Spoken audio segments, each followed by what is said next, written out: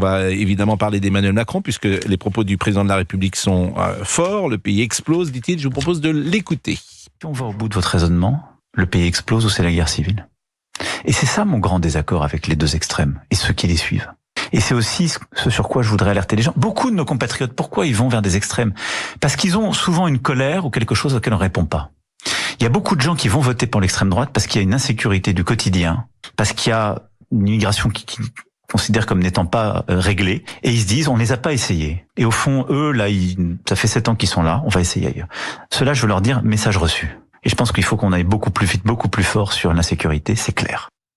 Je salue donc Sylvain Maillard et je le remercie une nouvelle fois d'être avec nous. Alors il y a plusieurs choses dans cette déclaration. D'ailleurs, il y a ce mot extrême droite et qui est très difficile à définir. Et je suis pas sûr que ceux qui votent pour le Rassemblement national aient le sentiment de voter pour l'extrême droite. C'est quoi l'extrême droite, Sylvain Maillard? Écoutez, vous avez raison de commencer par un peu de sémantique. Comment on définit un extrême? Extrême gauche comme extrême droite? Pour moi, un extrême, c'est celui qui prend les autres ou une partie des autres comme un bouc émissaire. Au fond, mes difficultés, elles sont à cause d'autres. Donc l'extrême gauche, le bouc émissaire, c'est le riche, c'est le juif aussi, parfois. On a entendu tout à l'heure aussi un témoignage fort. C'est pour l'extrême droite, l'immigré, le musulman, très clairement. Donc c'est le bouc émissaire, la technique du bouc émissaire. Et donc c'est ça qui qualifie ce qui est un extrémiste. Et donc il y a 33% des Français qui sont comme ça. Après, il y a un vote. Il y a un vote. Vous pouvez voter pour des candidats en fonction de, comme l'a dit d'ailleurs le président de la République, en fonction d'un sentiment. C'est pas parce que vous votez pour le Rassemblement national que vous avez une carte du Rassemblement national. C'est que vous pouvez estimer aussi. Ça peut être un cri de colère. Je crois qu'il y a eu beaucoup de cris de colère et que j'entends. Moi, je suis en campagne dans le centre de Paris. Mes concitoyens viennent me voir et sont entre la colère et la peur. La peur qui est là, la peur de ce qui va se passer après le 30 juin et le 7 juillet. Et il y a une angoisse qui est très forte. D'ailleurs, on le sent bien dans l'ensemble du pays, la campagne, et une tension extrêmement forte. Vous avez l'occasion de le dire souvent. Votre définition, en tout cas, de l'extrême droite, c'est une définition que vous avez personnelle, parce que c'est pas celle qu'on apprenait ni à Sciences Po, ni dans les cours de conseil constitutionnel. C'était plus l'antiparlementarisme ou être contre la République. Parce qu'avoir un bouc émissaire, je pourrais vous dire qu'Emmanuel Macron, son bouc émissaire, c'est le Rassemblement national depuis 7 ans et qu'il est extrême. Donc, faudrait peut-être rester aux définitions les plus classiques. Mais j'entends vous savez, votre définition. Pascal Pro, les choses évoluent. Moi-même, j'ai travaillé pendant 5 ans. J'étais président du groupe sur l'antisémitisme. J'ai fait évoluer la définition de ce qu'est l'antisémitisme. Et donc, probablement, tout ce que vous avez appris à Sciences Po n'était plus valable. En tout cas, ne fait plus partie de moi, c'était plus dans des cours de droit traditionnel, sans passer par Sciences Po. Mais je me permets de vous dire je me permets de vous dire, vous me posez la question, je vous réponds sur l'antisémitisme. J'ai fait voter. C'est le bouc émissaire, mais bon, c'est assez vague. Sur l'antisémitisme, j'ai fait voter en décembre 2019, et Dieu sait que ça a été compliqué à ce moment-là de dire que l'antisionisme est une forme d'antisémitisme. C'est rentré dans le droit français et voté par l'Assemblée nationale. Maintenant, ça paraît une évidence. Ça paraît une évidence. Ça l'était aussi un petit peu avant. Mais non, Pascal Pro, ça l'était pas. Ça l'était pas. C'était pas dans la définition. Et d'ailleurs, les juges, quand ils condamnaient pas obligatoirement, quand il y avait, on vous insultait d'antisioniste en disant que ça ne veut pas forcément dire. Bon.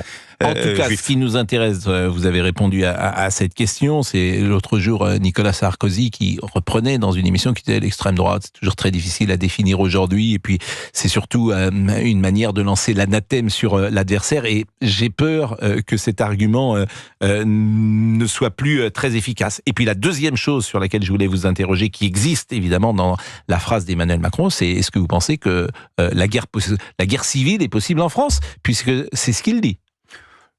L'angoisse de nos concitoyens est forte. Je ne vais pas vous le cacher. Sur la guerre civile ? Ça se verbalise pas comme ça, mais une angoisse de qu'est-ce qui va se passer le lendemain des élections. Est-ce que ça va être des manifestations monstres en permanence? Est-ce que ça va être des syndicats qui bloquent les usines? Enfin, il y a tout le fantasme d'une société totalement arrêtée parce que le Rassemblement national arriverait au pouvoir. Mais c'est la démocratie. Mais encore une fois, moi je combats et l'extrême gauche et l'extrême droite. Enfin, je sais pas si j'ai le droit de le dire maintenant dans l'émission, mais en tout cas moi c'est comme ça que je le faisais. Mais vous avez le droit. Mais par exemple. Depuis un an que je préside le groupe à l'Assemblée nationale, le groupe Renaissance, j'ai toujours dit et je me suis toujours appliqué. D'ailleurs, c'était comme ça auparavant, et on a continué en disant nous ne travaillons ni avec le Rassemblement national, ni avec la France insoumise. Donc nous ne travaillons pas concrètement avec les partis qui sont pour nous et qui ne font pas partie de l'arc républicain. En même temps, il y a parfois un choix à faire et je pense que c'est une question essentielle et chacun doit répondre en son âme et conscience à cette question. Le député que vous êtes, si vous êtes confronté à un député dans votre circonscription du Rassemblement national opposé à un député de la France insoumise, est-ce que vous considérez que c'est aussi grave, comme le dit Monsieur Raffarin, donc il ne vote pas? Est-ce que vous considérez au contraire que la France insoumise est une menace beaucoup plus puissante, beaucoup plus forte pour la démocratie, comme le dit François-Xavier Bellamy, et lui, il vote Rassemblement national? Ou est-ce que vous considérez aussi, et c'est en fil rouge, c'est ce que disait un peu ce matin Gérald Darmanin, on semblait qu'il mettait une petite différence, selon lui, entre le Rassemblement national et la France insoumise. Quelle est, dans ces cas-là, la position de l'électeur que vous êtes quand vous êtes confronté à ce choix? D'abord, vous dire que j'ai la chance, en tout cas, je fais le maximum pour ne pas être confronté à ça, en tout cas chez moi.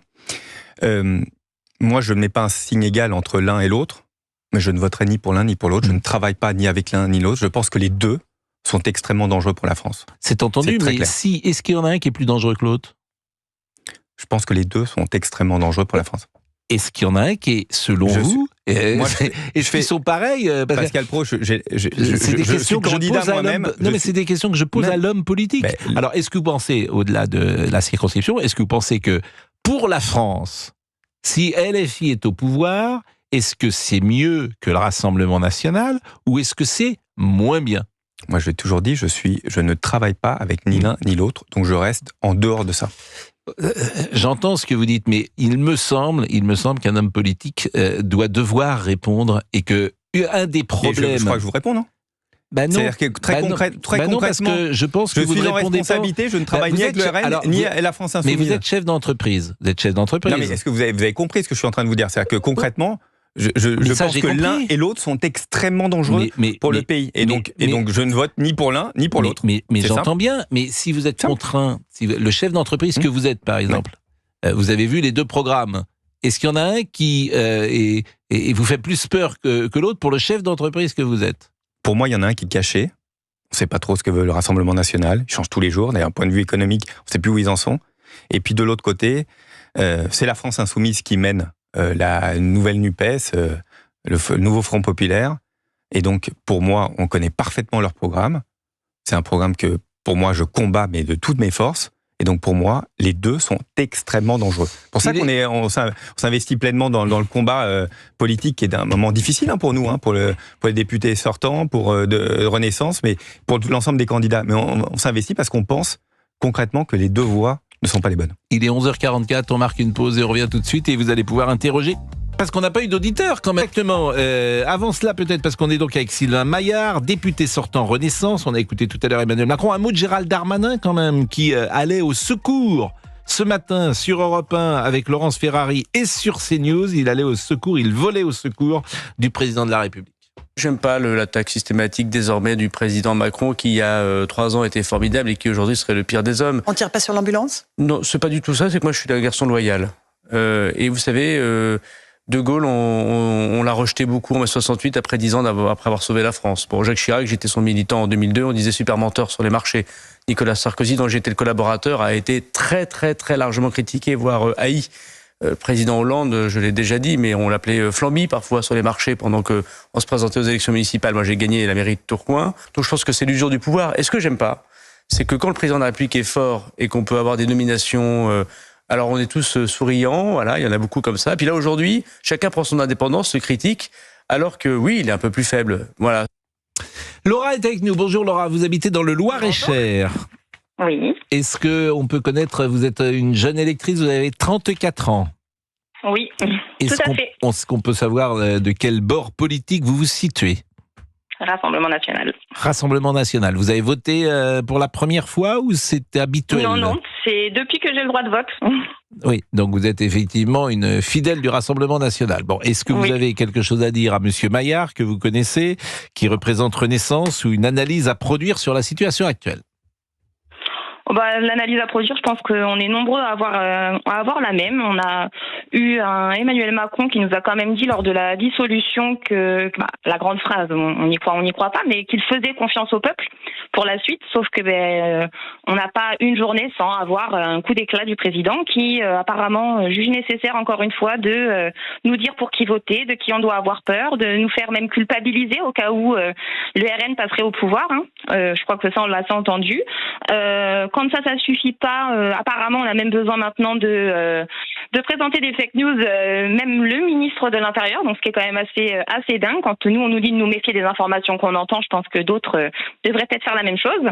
Donc oui, je crois que pour ce qui est du président Macron, ça fait 7 ans qu'on l'entend, qu'on l'écoute. Mais qu'est-ce que vous lui reprochez précisément dans votre vie de tous les jours?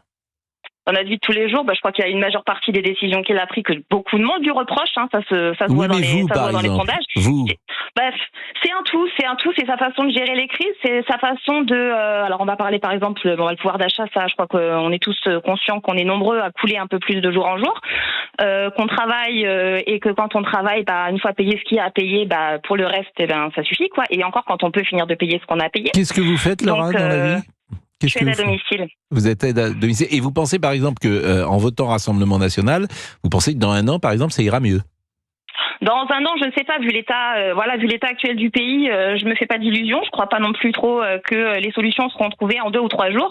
Mais déjà, quand on a une personne qui vous inspire confiance, qui vous écoute, déjà ça change pas mal de choses.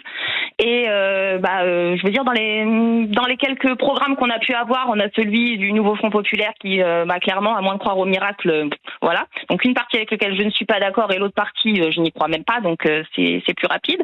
Et venant d'Emmanuel Macron, tout ce qu'il pourrait dire maintenant. Le problème, c'est que quand il n'y a plus de confiance, les nouvelles réformes, c'est difficile à croire. Quand il nous parle là, comme par hasard, maintenant du retour de l'autorité, je pense que si l'autorité avait dû être mise en place, on n'aurait pas fait autant de marches, on n'aurait pas allumé autant de bougies, et on ne serait pas éternellement à revivre les mêmes situations. Donc nous dire que maintenant il a compris, enfin les Français, qu'il a compris notre sentiment d'insécurité, j'y crois pas.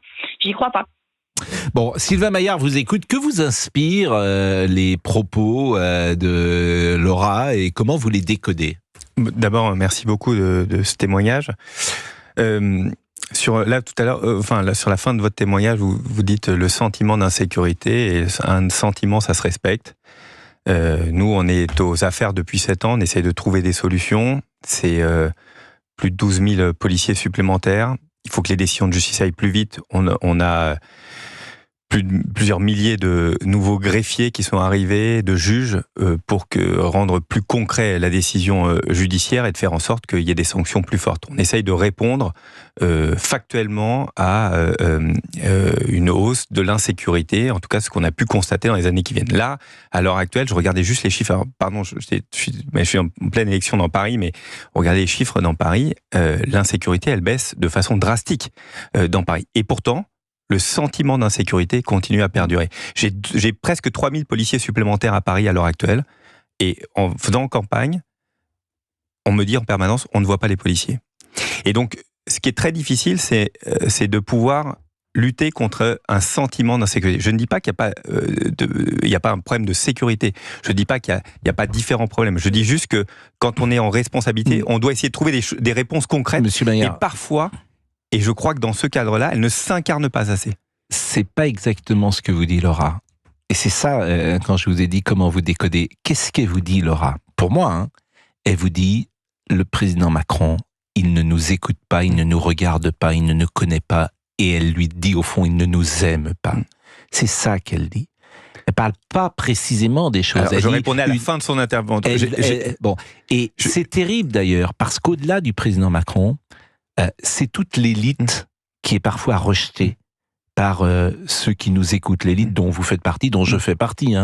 Je suis pas dupe, mais que les gens qui n'y sont pas nous disent, pour vous la vie est belle, parce que quand vous avez un souci, vous comme moi, un souci médical, on connaît le professeur ou le chirurgien ou l'hôpital, et on n'a pas la même vie que ceux qui sont en bas de l'échelle, je le dis entre guillemets. Ce qui n'était pas vrai il y a 40 ou 50 ans. Parce que ceux qui étaient en bas de l'échelle, comme on dit, ils avaient accès aux soins, ils avaient accès à un dentiste, ils avaient accès à une médecine, par exemple, qui marchait. Je suis pas tout à fait certain de ce que vous êtes en train de dire là. Concrètement, je pense qu'on fantasme aussi un passé où tout allait beaucoup mieux. Moi, je peux vous en parler parce que j'ai 60 ans et quand j'avais 20 ans, il n'y avait pas ces problèmes-là dans les hôpitaux peut-être qu'aujourd'hui. Peut-être et c'est ça qu'elle vous dit en tout cas. C'est que le vote du Rassemblement national se nourrit de ça, c'était mieux avant. Je ne suis pas tout à fait d'accord au fait que ça allait mieux d'avant, mais vous avez raison. Bon, Laura, en tout cas, elle dit ça. Laura, le président nous parle mal. Quoi. Pardon, parce que votre propos avait été très riche et donc je n'ai peut-être pas répondu pleinement, je vais le redire. Oui, j'entends ce que vous dites sur le sentiment et ce que vient de parfaitement décrire Pascal Praud. Au fond, est-ce que le président nous aime, s'intéresse à nous? Il est dans une sorte de déconnexion. Vous savez, j'entends ce mot depuis que je suis élu. Nous sommes déconnectés. De toute façon, on est toujours déconnectés les uns des autres. Moi, je travaille avec lui depuis maintenant 7 ans et de façon plus intensive depuis plusieurs années. Il est très au fait, il essaye de trouver des solutions pour tout. Est-ce que le message arrive à passer? Est-ce que, je vois bien. J'ai entendu ce que dit Gérald Darmanin aussi, c'est que tous les présidents de la République, à un moment ou un autre, ont un moment été rejetés. C'est extrêmement difficile. Moi, dans ma campagne, il n'y a pas une personne qui m'arrête pas en me disant on a envie d'autre chose. Je l'entends pleinement. Pardonnez-moi de vous couper. Vous ne pouvez pas dire que le président de la République soit au fait des choses quand il donne dans son podcast d'hier qu'il dit j'ai compris sur l'insécurité, j'ai compris sur l'immigration, alors que c'est la première fois quasiment qu'il en parle en 7 ans. C'est pas vrai. L'immigration, on a voté une loi immigration, vous savez avec quelle difficulté on a trouvé. On écoute ce passage sur l'insécurité, c'est sidérant. L'autre jour, il disait en revenant d'Ouradour sur Glane que le problème c'était parfois les médias qui prenaient un fait divers et en parlaient matin, midi et soir et créaient ce sentiment. Et là, hier, il dit, j'ai bien compris le message du dimanche 9 juin, c'est l'insécurité, on n'est pas assez allé loin, etc., etc. Mais au bout de 7 ans, c'est inaudible d'entendre ça. C'est inaudible. On a l'impression d'un président qui découvre ce que les Français pensent sur l'insécurité. On marque une pause à 11h58 et je vous donne évidemment la possibilité de répondre. Mais on va entendre ce passage-là qui me paraît un des plus forts que j'ai entendu d'Emmanuel Macron. À tout de suite. On va être avec Rebecca. Mais avant, je voudrais vraiment qu'on écoute ce qui, pour moi, signe une forme de déconnexion du président Macron. C'est ce qu'il a dit sur l'insécurité parce que n'a-t-il pas dit cela avant hier soir? Je pense qu'il faut qu'on aille beaucoup plus vite, beaucoup plus fort sur l'insécurité, c'est clair. Et c'est un de mes regrets. Et si, je veux dire, une des choses que j'ai retenues de l'élection aux européennes et du message envoyé le 9 juin, c'est ça. On doit aller plus vite, plus fort sur la violence des mineurs. À la fois par un effort éducatif, l'accompagnement des familles, une politique de la jeunesse, mais également en répondant beaucoup plus vite quand on a des mineurs qui deviennent délinquants. Il n'y a rien qui justifie des situations qu'on est en train de vivre, d'extrême violence, de viol de mineurs. Et donc là, il faut qu'on aille beaucoup plus vite, plus fort, comparution immédiate, peine immédiate, pour qu'à la fois elle soit visible par tout le monde et intelligible par tout le monde. Sylvain Maillard, j'ai l'habitude de dire à peu près ce que je pense. Je trouve que c'est pas sérieux de dire ça. Après 7 ans de présidence, je trouve que ce n'est pas sérieux.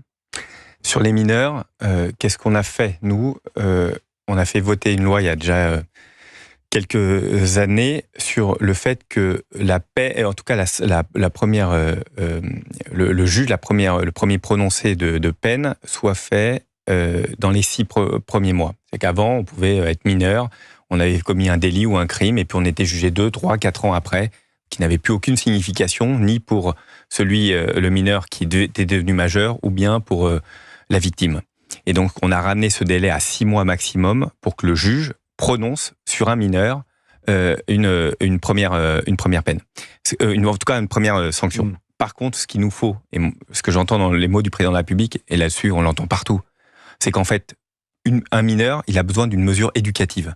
La mesure éducative, elle doit arriver immédiatement, le plus rapidement possible, tout de suite après le crime ou le délit. Et donc, ce qui est insupportable, c'est de se dire que des mineurs auront une peine définitive, peut-être 1 an, 1 an et demi, 2 ans après, ça c'est trop loin. Et donc, il y a un jugement tout de suite, 6 mois maximum. Bon, et sur l'insécurité, d'expliquer que c'est le message qu'il a retenu le 9 juin, on a envie de dire au président de la République, on en parle matin, midi et soir depuis de nombreux mois. Parce on marque une pause. S'il l'avait pas dit, vous auriez dit la même chose. Non, je pense que c'est bien qu'il le dise. Je suis pas là pour le défendre. Vous voyez que je suis dans une position particulière. On me demande de défendre, mais je trouve ça vraisemblable. Je peux pas vous dire autre chose, puisqu'on en parle matin, midi et soir. En ce moment, c'est un peu. Gérald Darmanin a raison dessus. Mais là où vous avez raison, je pense qu'il est trop tard pour lui.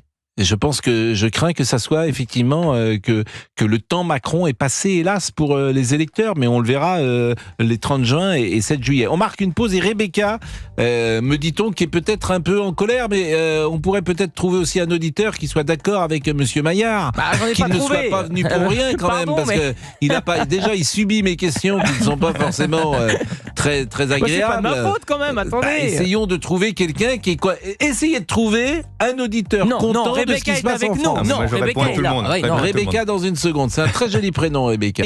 Rebecca, bonjour. Rebecca avec 2 C ou avec un seul C, Rebecca? Bonjour Pascal, avec 2 C. Bon, d'abord, c'est un joli prénom, Rebecca.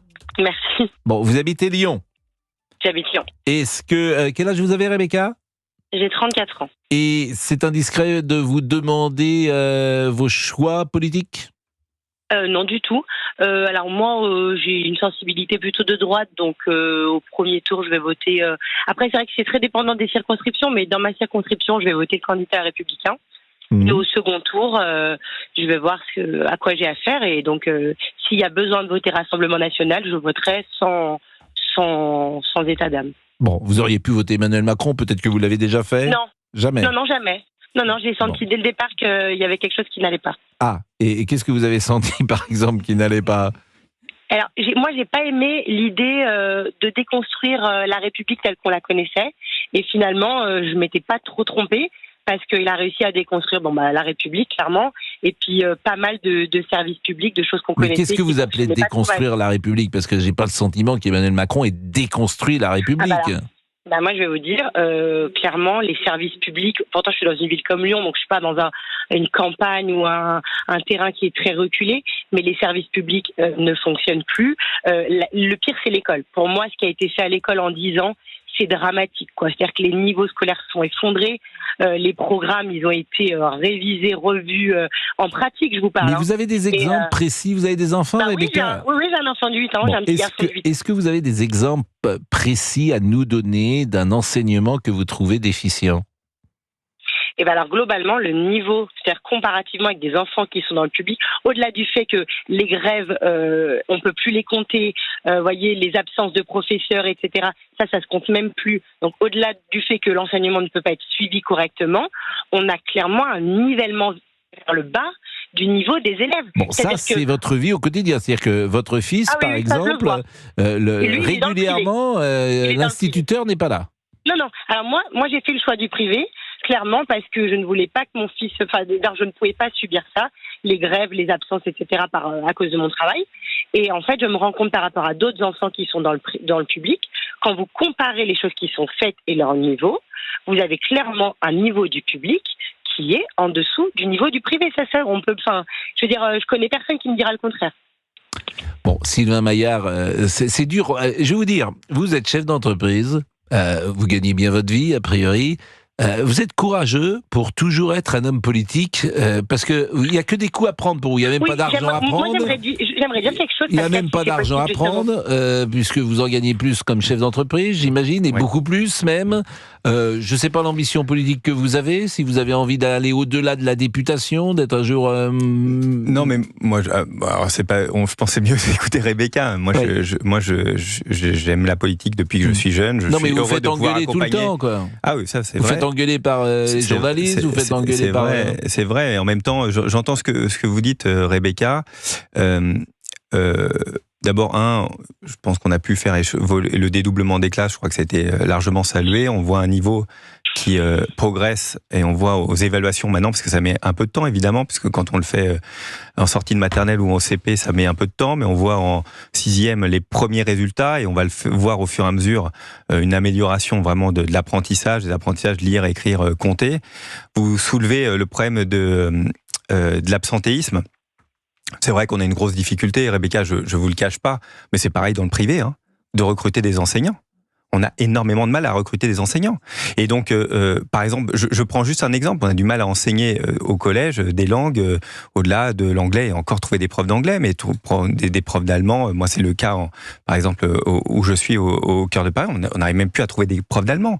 Et donc, on a revalorisé les débuts de carrière et le milieu de carrière des enseignants. Probablement, il faut aller plus loin. Si on veut recruter, on a des vraies difficultés de recrutement. Et donc, en fait, les profs absents, je ne crois pas qu'il y en ait plus qu'avant, sauf qu'il y a plus de difficultés de remplacement. Mais dans le privé, on a aussi des difficultés là-dessus. Rebecca vous rapporte. Rebecca. Alors, je suis d'accord qu'il y ait des difficultés de recrutement, etc. Mais les problèmes, ils sont à la base. C'est-à-dire que moi, j'ai ma maman qui est enseignante et ma grande sœur qui sont enseignantes les deux. Et en fait, quand vous voyez les modalités pour passer les concours alors qu'elles sont ultra compétentes, c'est-à-dire que vous avez des herbes qui sont coupées sous le pied en permanence. Et pareil dans la santé, pareil de partout en fait. Donc c'est-à-dire que bien sûr qu'il y a des problèmes à recruter, mais en même temps quand vous passez un concours, moi ma grande sœur, elle a un bac +7, elle a passé 3 fois le concours, elle est largement apte à enseigner, et pourtant le concours elle ne l'a pas. C'est-à-dire que vous avez un problème de toutes les institutions qui sont trop dures. C'est-à-dire qu'en France aujourd'hui, il faut agir vite, et vous dites on va agir vite, etc. Mais en fait, si en 7 ans ça a été que pire, simple d'avoir le concours. Non, ça dépend ce que vous. Alors, moi, j'ai regardé beaucoup ce qui se passait, entre autres en Seine-Saint-Denis, et les difficultés qu'on peut avoir de recrutement. J'entends ce que vous dites. Je vais vous dire, on cherche vraiment du monde. Donc, il y a aussi des gens motivés et qui ont le niveau. Je connais pas le détail du truc. Je vous assure qu'on est plutôt à recruter. Non, mais au-delà de ça, ça fait 10 ans qu'elles sont suppléantes, en fait. Donc, elles ont largement le niveau, largement la formation, etc. Bon. Mais dès qu'il y a comme ça, il y en a de partout. Mais c'est pas, alors, si vous voulez, c'est pas le fond de, je sais pas pourquoi oui, ne parlons pas forcément de ça. C'était globalement, vous reprochiez à la politique. Le problème, on va marquer une pause et je vais vous remercier, Rebecca. Le problème, disiez-vous, en 10 secondes? Alors, en 10 secondes, le problème, c'est que j'ai l'impression qu'on a des gens qui sont complètement hors sol, déconnectés vraiment du quotidien. Et l'immigration, si vous voulez, c'est de la poudre aux yeux. C'est-à-dire que c'est la mode, en ce moment, on en parle, l'antisémitisme, on en parle. Mais en fait, le reste ne va pas mieux. Et j'ai pas l'impression qu'il y ait des choses qui soient concrètes. Alors, j'aimerais vraiment savoir si quelque chose empêche les gens d'agir au plus haut sommet de l'État. Mais en fait, j'ai l'impression qu'ils nous regardent avec des pop-corn et que nous, on attend le pire, quoi, qui va peut-être pas tarder à arriver. Non, mais c'est intéressant ce que vous dites, parce que je comprends avec les mots que vous mettez ce que vous voulez dire, et notamment cette affaire de service public. Et peut-être l'État profond a-t-il du mal à entendre les injonctions de ceux qui sont au sommet, mais de faire changer les choses pour que la vie des Français aille mieux. Et c'est pour ça, je vous disais, vous avez du mérite, parce que vous faites engueuler matin, midi et soir. Et en fait, les gens se retournent vers vous pour toutes les questions de service public. C'est-à-dire que s'ils n'ont pas un rendez-vous avec un dentiste, c'est de votre faute. S'ils n'ont pas un rendez-vous à l'hôpital, c'est de votre faute. Si à l'école, l'enseignement n'est pas bon, c'est de votre faute, etc., etc. Bon. Et quand ça marche bien, par contre, on n'en parle pas, mais juste pour peut-être très rapidement, je crois que vous allez faire une pause, mais sur l'hôpital, je vais partager une réflexion qu'on peut avoir depuis... moi, je suis député depuis 2017. On a investi un peu plus de 63 milliards supplémentaires dans l'hôpital. Et en fait, quand je interroge n'importe lequel d'entre vous, je suis sûr que si on a écouté tous vos auditeurs, tout le monde a plutôt le sentiment que ça s'est dégradé. Et pourtant, on n'a jamais mis autant d'argent dans l'hôpital. Donc, il y a un vrai problème d'efficience. Pas que l'hôpital, de nos services publics. Ça fait partie aussi de ce qu'on a travaillé, ce qu'a travaillé Eric Woerth sur comment on fait pour que quand il y a une décision, vous parliez des chefs d'entreprise, de l'organisation dans les entreprises, en fait, qui est un responsable qui soit tenu d'avoir un objectif et pas une dilution des prises de responsabilité à travers l'ensemble de l'organisation de l'État. En fait, l'État, à chaque fois que vous lancez un projet, en fait, c'est combien vous mettez d'argent à côté. Dans une entreprise, à chaque fois que vous lancez un projet, c'est pas plus d'argent, faut vous débrouiller. Et je crois que si on n'a pas cette culture-là, il faut qu'on avance. Moi, il y a une réussite en France exceptionnelle, c'est Notre-Dame. Et comme par hasard, Notre-Dame a été sortie complètement du ministre de la Culture. C'est le président Macron qui a dit « je vais gérer en direct ce dossier », qui a nommé l'ancien, qui est décédé hélas, l'ancien général Georges Lain, Et comme par hasard, ça a marché. Donc on peut le faire. C'est un exemple, ça a marché. Mais c'est un cas tout à fait particulier. S'il pouvait y avoir des milliers de Notre-Dame en France, ce serait formidable. Il est 12h27, à tout de suite.